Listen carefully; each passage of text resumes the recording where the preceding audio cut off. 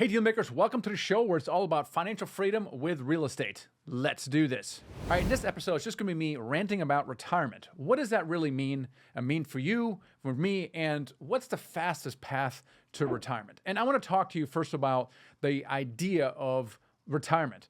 I think the goal is stupid. Why in the world would you want to strive for something where you're not doing anything, or you're sitting on the beach drinking Mai Tais, or you're playing golf all the time? Now, while these things might be actually sound pretty cool, they're really not, if you really think about it. Now, I know a little bit something about this, but back in the software days, in the late 90s, 2000, whatever, I think it was in early 2001 or two, our company was a software technology company that was started in 97. We went public in 2000. It was super cool. And they had a policy that if you're there for 5 years, they would have a 90-day sabbatical paid, which was cool. So I had a six-figure salary, right? And they sent me off, and I didn't have to work for 90 days, and they paid me my full salary, which was freaking awesome. So my wife and I traveled the world. It was fabulous for about 4 weeks. And then I felt my brain like shutting down a little bit. I started to sleep, normally I'm sleeping 7.5, 8 hours. I'm sleeping 9 hours, 10 hours, 11 hours. Like, oh my gosh, I apparently need way more sleep than I thought. Here I am stressed, whatever. And what happened is really my brain cycles. It's like my brain started to slow down. And it was like unnerving for a little while because my brain had nothing really to do. Yes, we were seeing sights and that's super cool. And we were super relaxed. And that was really amazing, like I said, for 3-4 weeks. And then really it wasn't fun at all.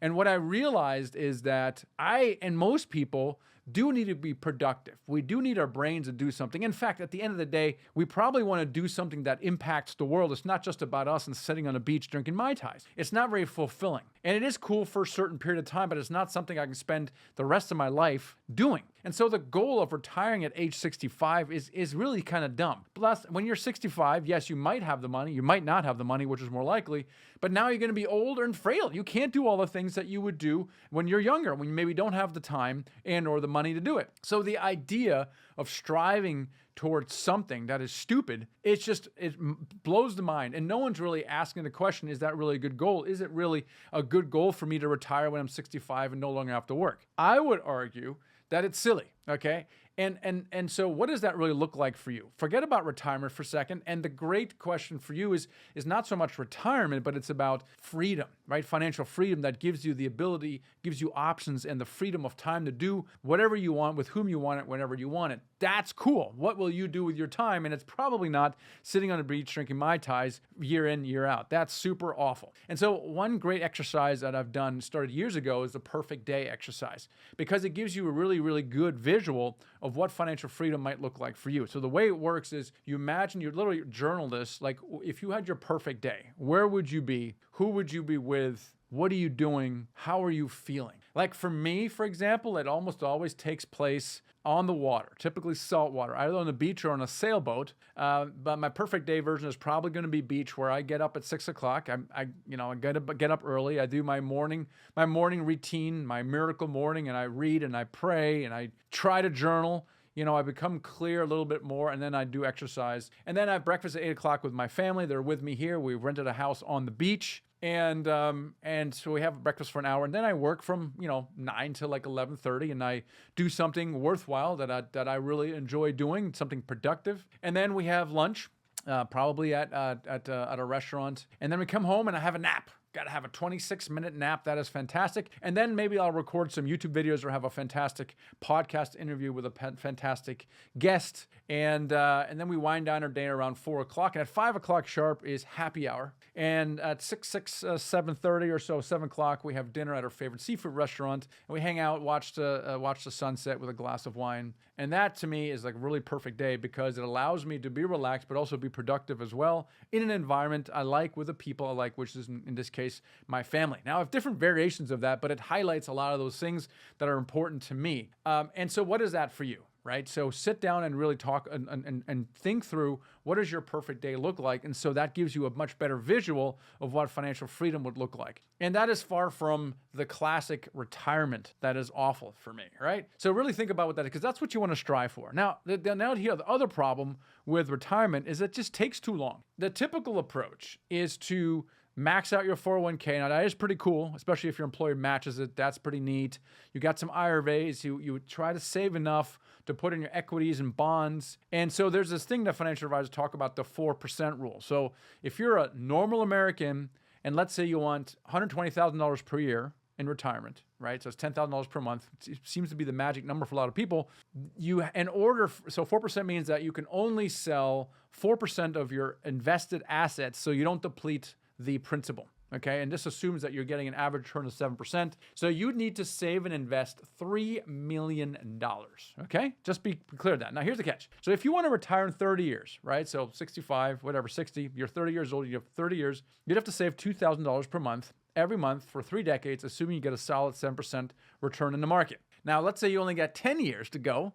You better be saving $14,000 a month to get the same $3 million. Now, let me ask you this. How many people do you know who are saving like that? Are you saving for that? Are you on track to save at least $2,000 over 30 years? And that, by the way, my friends, is before inflation. If you factor in 3% inflation, your target is now no longer $2.5 million, or $3 million rather, it's $7.3 million. Just to maintain the same lifestyle you would currently get at $10,000 per month. And so for most people, traditional retirement math just doesn't work. The numbers are too big, the timeline's too long, and the plan is too fragile. Too many variables. Now, there's some really smart people who follow the FIRE method. This is super cool. Financial independence, retire early. And it's kind of seen as the really radical alternative to a traditional retirement plan. And it's all about saving aggressively. Okay, 50 to 70% of your income. You're living very extremely frugally, and you're reaching a net worth where your investments, typically a 4% withdrawal rate, can cover your living expenses indefinitely. And so you can quit your job often early in your 30s or 40s, and that's pretty cool. But here's why the FIRE method kind of sucks, right? It's kind of rooted in, I don't know, what's the word called? Deprivation, like sadness, right? So it involves extreme cost cutting.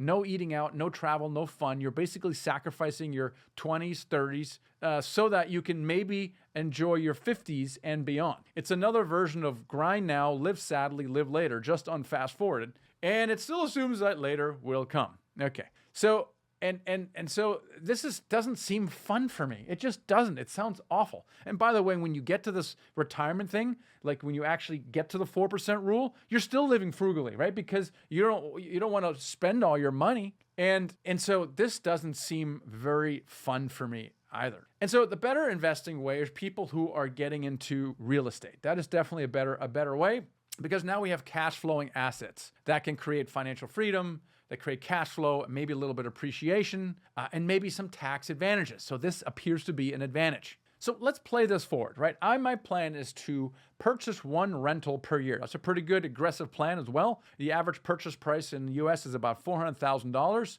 And so my monthly cash flow is about $200 a month, $2,400 a year.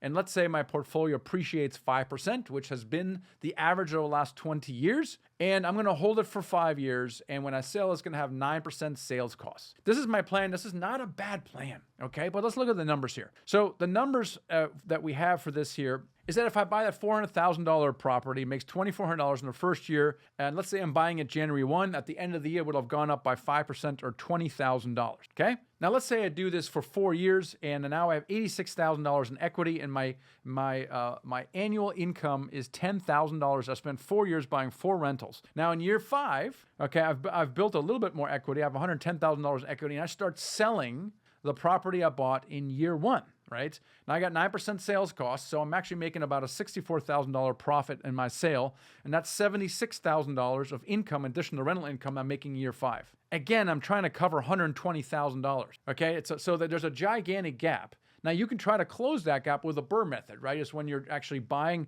a little bit of a fixer-upper and you're putting money into it. You're getting some kind of loan or hard money loan, and you're putting money into it, and maybe you're creating $25,000 or $50,000 in equity, and then you put a tenant in there. And then you can then refinance and pull all or part of the money out so you can actually do more deals. And maybe that allows you to build equity faster and maybe do more than one per year. But the question is, have you ever sat down and done the math of whatever you're planning on doing, whether it's long-term rentals, short-term rentals, the BRRRR method? Have you actually sat down and created a plan? And you really talk about how are you going to get this kind of deal flow? How are you going to finance it? How are you going to manage it? And then what do the numbers actually look like? A lot of people are like, yeah, I'm going to buy a rental property a year. Okay, that makes $200 per month. If I want $10,000 per month, I need 50 rentals. That's a lot of rentals. Now, maybe with appreciation and equity buildup, you can start selling and you don't need 50 rentals. You might need only 30 rentals. But have you actually sat down and mapped out a plan for whatever your path you're on? Whatever it is, whether it's saving yourself or the FIRE method or single family rentals or short-term rentals, really sit there and put pen to paper, because we're talking about your financial freedom. How long are you willing to put up with the lack of financial freedom where you have to go to work for someone else, whether you want to or not? Now, I'm not saying you hate your job. I'm just saying a lot of people want financial freedom so they can have options. And a lot of them, by the way, continue working. They don't necessarily quit their job, but it gives them options as well. And so how long is it going to take you to get there? Now, for me, one of the reasons I'm so passionate about multifamily syndications or syndications in general is that you can accelerate that path so much faster by getting into commercial real estate. And it's really because of the power of syndication. You have multiple profit centers from a syndication. Number one, you have these acquisition fees. It's 3% of the purchase price. So let's say you and a partner get into a $4 million multifamily building, or could be self-storage, doesn't really matter. It's a $120,000 acquisition fee. Now, again, we're trying to cover $10,000 in living expenses. Now that's $60,000 for each of you and your partner. That gives you a 6-month runway. Now you may have actually some savings that you can tap into for another 6 months. So now you have a 12-month runway. And I just find that people tend to quit their first job after that first deal, maybe their second deal, and now they focus on it full time, and now they're able to scale. And this is why syndications are such a powerful vehicle for exiting whatever you're doing. It's primarily because of the acquisition fees, but they're also a really good wealth building mechanism, because you also get asset management fees, and you get cash flow from the deal because of the sweat equity from a general partner, and then you get your share of the profits at the end. So we've studied this. A typical $4 million deal makes a $120,000 acquisition fee, and then about another $500,000 in fees, cash flow distributions, and profits from the sale. Those are just the numbers. In fact, we did a deal recently about 3 months ago. It was a $9 million deal, but if you prorate all that stuff, that's about what it come out to. It was actually a little higher because we also have construction management fees, because we actually have a full-time construction manager as well. And so what I'm saying is, not only can the acquisition fees get you out of what you're doing right now very quickly, because you get paid when you buy, but it also builds wealth on the back end as well. There's really nothing like it in a single family house investing space. And so the people that pursue this route, they literally quit their job within 1 to 2 years. All of them do. A lot of them, they grind with single family houses, and then they pivot to multifamily, and now they're done within 1 to 2 years. So why doesn't everybody do this, right? So if this is such a powerful vehicle, and it really is, of limiting beliefs, the things that people believe about multifamily investing that simply aren't true, they're called myths. And it's normally like, oh, I don't have the experience. Let me get 5 to 10 years of experience, and then I'll graduate to apartments. Oh, I don't have the money. Let me save from all the flips I'm going to do, the rentals, I'm going to save that and then roll it into apartments. The problem with that is you're using your single family house investing mindset versus developing a scaling mindset. That's completely different. If you're scaling with real estate and you're getting in a commercial property, the things that worked before with single family houses are not going to work for you moving forward. And one of the biggest differences is that syndication is a team sport. It's a team sport. You're going to have partners. You're going to have a professional team. You're going to have advisors. You are building a real estate company that scales with real estate. And so you're not going to do everything yourself. You're not going to figure everything out yourself. You're not going to start from scratch. You're not going to rely on your own resources or the lack thereof. You're going to do a lot of things differently. Now, there's a lot of details that need to be worked out here, but the biggest thing is stepping in that direction, right? I had Dr. Benjamin Harvey on the podcast. He's the author of Scaling, the Science of Scaling, also the co-author of the book Who Not How that I keep referencing all the time. And the thing that happens is when you take a bigger goal, you create a bigger goal and you reverse engineer it. That's step number one. So you have financial freedom in 10 years. I'm going to buy 1 rental per year. Again, you're probably not going to get there. Do the math on that. But let's say that's your current plan, 1 rental per year. That's cool. That's a great plan. Now, what happens if you take that big plan? Let me back up. So if you have your retirement plan is 30 years, I'm going to get it down to 10 years with rentals. That's pretty cool. How can I get that down to 1 year? Well, I'm no longer buying single family rentals because I'm not going to get there in 1 year. So what do? Right? You have to abandon that former plan because that former pathway is not going to get you to your goal, which is financial freedom in a year. You have to do something different. Well, what is that? Well, it's going to be syndications. And the question now becomes not how do I do it, but who can help me do that thing? what do I need to learn? Who do I need to surround myself to do that thing? So you're kind of breaking from that single family house investing mindset. I'm very passionate about this because that's what we do. We teach people not only how to get into syndications, but we also offer passive investing opportunities for those people who don't want to become the general partner, but they want to become the limited partner as well, because both paths lead to financial freedom. And there's nothing faster than become a general partner in a syndication. So commit to that goal and learn more about it. We have so many free resources on YouTube and social media, this podcast as well. A great next step is going to thefreedompodcast.com. There's going to be a bunch of resources about how to become a general partner, how to become a limited partner. We've got courses on there. And also, if you want to have a conversation with us about investing with us or working with us in a mentoring capacity, you can do that as well. So I wanted to really talk to you about the time frame to financial freedom. First of all, what does it look like? And then how fast do you want to get there? Do you want to get there in 30 years? All right, then you know what to do. You got to save your $2,000 per month and you'll be in 30 years, right? You want to do it in 10 years? Well, then buy a rental or more per year to get there. If you want to do the next 1 to 2 years, then learn more about syndications. Here's a Financial Freedom. Catch you next time.